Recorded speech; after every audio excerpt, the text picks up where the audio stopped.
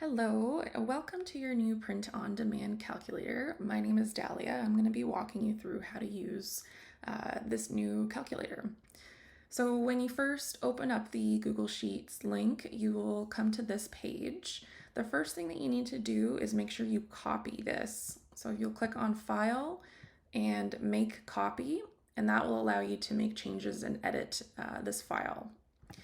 The first page you're going to get to is the read first page. We're going to skip over this because I'm going to go through all the instructions with you right now. But if you ever need a reference on how to use the template, just go to this page. So the first thing we're going to do is go to the setup page. On the setup page, it's really important that you select the correct currency. So if your business is located in America, you will click USD. If your business is located in Canada, you'll click CAD. This is really important when it comes to the fees, both on Etsy and on your print-on-demand supplier. So if Etsy collects your taxes for you, this is just for your own reference. Etsy does collect my own taxes, so I'm going to leave that as a yes. If they do not collect your taxes for you, make sure that you incorporate that amount to be deducted when you pay the government. That is not included in this calculator, so just make sure you're separately calculating that. I just wanted to show you a quick example of what I'm talking about. So you can see on here, this is a receipt from one of my customer orders. It shows that the subtotal was $44.99, and then the taxes that Etsy charged and collected was $5.40. So if you are a registered business that collects your own taxes, make sure you're incorporating this amount into your price. So instead of setting your price at $44.99, you'll have to set it at $50 so that you can separately pay those taxes to the government. Okay. This next portion is just for, again, your reference. This doesn't change anything with calculations. This is just for you to know how much you're paying for Printify Premium. So if you're paying annually, your monthly fee goes down a little bit. Okay, so this is the important part for the setup. If you need to understand any of the fees, there is a drop down here that you can click to select each type of fee and it'll explain it for you. I've already automatically input both the Canadian and the American Etsy fees, as well as the Printify fees. The Printify VAT fees are a little bit different, and there's no exact way to calculate this, so you have two options. So what the Printify VAT fees are is it depends on where your business is located and where your customer is located. So if you're based in America and you're shipping to a Canadian address, you will not be charged taxes on that production. If, however, you're based in America and you're shipping within America, you'll be charged taxes depending on which state that customer is in. So what I've done for the input right now is I've put in the average of all of the states. The average tax that you would pay is 7.8%. If you want to just go on the high end to make sure that you cover the highest possible tax that you'd be paying, that would be 9.5%. So on the flip side, if you are in Canada, the reverse applies. So I've put in 13%, which is the average for the Canadian provinces. However, the highest goes up to 15.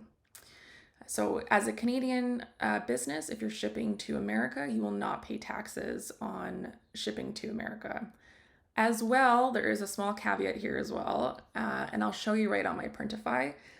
If you are a Canadian and you're shipping to Canada, but it's coming from an American supplier, you will also not pay taxes on that. Now, I know that's a little confusing, so I'm going to show you my Printify here.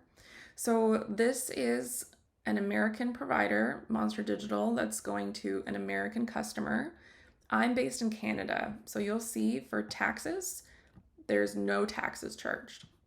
Now, if we go to the next one, this is, again, Monster Digital, printed in America. It's going to a Canadian address, and I'm still not paying taxes on it because it was produced in America. Now, if we go to the next one, this is a Canadian producer shipping to Canada. Now I'm paying taxes. This is because I am a Canadian business. So the reverse again will apply if you're based in America. I know that's really confusing. So to simplify that, just go with the averages, and there's going to be a section in the costs that I'll discuss in a little bit as well. Okay, so leave the fees as they are if you're confused about it or if you don't know how to modify them. These should be pretty accurate. The next step is the categories. So you'll put in your item categories. So don't put exact items. So don't put comfort color 1717. Write the category. So t-shirts, sweaters, hats, mugs, whatever the category is. Then put your print providers. So Print Geek, Monster Digital, and so on. Shipping profiles are the amounts that you will be charging for shipping.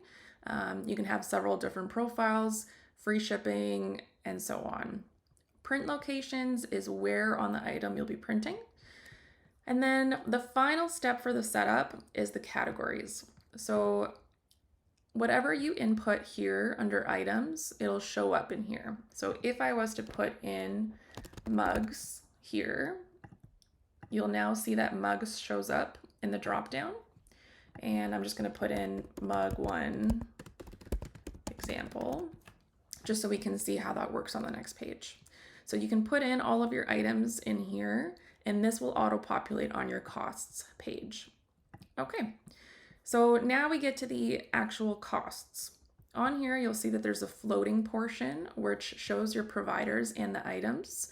And then the second half of the page is where all of your fees and profits are. So we're going to start with an example just so you can walk through this with me. So if we go to mugs, I'm going to select my mug example, and let's say Monster Digital prints this mug for me. Because I am based in Canada, a US provider is not going to charge me taxes to produce. So I'm going to click on the no VAT checkmark. If you're based in America, you will do this for the Canadian providers. Okay, so that's the only thing you need to remember. If you're in America, select this for Canadian suppliers. If you are in Canada, select this for American suppliers. Okay, so I'm going to click that. For print location, I'm going to say it's just on the front of the mug. Color options is just for your own reference. So sometimes you'll choose the more expensive item because it has more color options. So it's a good way to reference the price differences. Currency is automatically populated. Now this is the portion that you will fill in based on what your print on demand supplier charges you. So let's say to produce this mug, it only costs $6. To ship to Canada, because this is an American supplier, we'll say that it's $10. To ship within America, we'll say it's only $5. So now the costs are automatically updated for you. So total to ship to Canada is going to be more expensive, and then total to ship to America is a little bit less. If you are paying VAT fees, you'll see those show up right here. So I'm going to check this again because there is no VAT fees. This is where you'll put in how much you think you want to charge for that mug. So let's say we're going to be charging $25. I'm not going to put in a discount or shipping profile at this point. So we'll see that if we're shipping to Canada, this is the top portion here in the green, we'll see that the total cost is $25 for your consumer. And then your fees from Etsy will be $2.83, and your profit is $6.18. It'll then show your profit margin on the last section. So if we come over to the next part, this is shipping to America. So the exact same cost is now going to give you more profit because it costs less to ship. So if we wanted to play around with shipping, so let's say we want to get more profit from shipping to Canada, maybe we charge $5 for shipping if it's a Canadian buyer. So now our profit goes up to $10 and we're pretty even with America. If we wanted to offer a discount, so let's say I'm going to be offering a 5% discount on this, this will automatically adjust. Instead of paying $29.99, your customer will now be paying $28.74. This is taking into account the shipping. So even though the cost was only $25, with the shipping, now minus the discount, it's $28.74. Okay, so the next part we're going to go over is profit. So this is the part that I actually use when I'm setting my prices here. If you go to profit, you can choose whether you want to decide how much you're making by the dollar amount or how much you're making by the profit margin. So for example, for Comfort Colors by Monster Digital printed on the front, this is a t-shirt. Let's say I want to make $10. The fees here are automatically calculated, so do not edit this portion. This is going to automatically calculate for you as well. So if I want to sell this shirt and make $10, if I'm shipping to Canada, I'll have to price it at $44. If I'm shipping to America, I will only have to price it at $37. So if I wanted to play around with the shipping profiles, I can do that here as well. So it's going to show a lower price here because we have to add these two. So a $10 shipping profile plus 27 will then add up to the exact same thing. But your customer will see that the price is lower when they're looking at it on the search page. So same thing with a discount. So let's say we want to show the customer that we have a really good discounted price. So let's say I'm setting a 40% discount. This calculator will now show you that you need to set your pricing at $62 if you're shipping to America. At the end of the day, they will still be paying $37, but you need to set it higher if you're going to be offering a discount. Okay, I hope that makes sense. Same exact thing happens with the profit margin. So if we only want to make a 10% profit margin, we're going to have to set the prices here. This will automatically change depending on what you set it at. So if we want to make a 25% profit margin, this is the price and this is the resulting profit amount. The exact same thing happens with the discount and the shipping profile. Now the last part I like to use a lot, this is for comparing products. So let's say you have auto routing on, or you have a different provider depending on where your customer is located. So I do that personally. If I have an American customer, I'll ship from America. If I have a Canadian customer, I'll ship from the Canadian supplier, just because the shipping is faster. It's usually easier for the customer that way. So if I'm selling the exact same item, this is Comfort Colors 1717, and I'm selling it with Monster Digital, which is American, and I'm also selling it with Print Geek, which is Canadian. The exact same location, we'll say I want to make a 25% margin on both of them. We're going to ignore the discount for now. So item number 1 is the exact same item that you put here. This is auto-populated, so do not edit these. It'll auto-populate depending on what you choose. So item number 1, which is our American supplier, if we're shipping to the US, our suggested price is $33, and we'll be making an $8 profit. If I'm using my Canadian supplier and I'm shipping to Canada, the suggested price is $48.99. So it's quite a bit more. It is more expensive to produce in Canada because I am a Canadian business, and so I have extra tax fees associated with that as well. So if I was to sell with the American company, yes, I would be setting my price a bit lower, but it'll probably take like 10 to 15 days longer for my customer to get that product. So it doesn't really make sense. So I'm willing to increase the price a little bit just so the customer gets the product faster. The last section here is for you to look at different metrics. So you've already put in the items that you're comparing.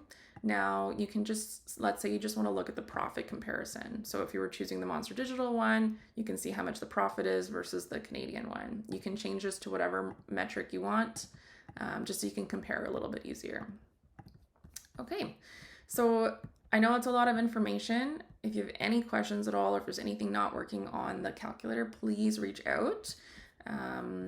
Otherwise, once you use it a couple times, it's very intuitive. It's very helpful. One of the biggest things that I struggled with when I started my business was figuring out how to price appropriately. And this has been a game changer. Okay, awesome. Everybody enjoy and best of luck with your business.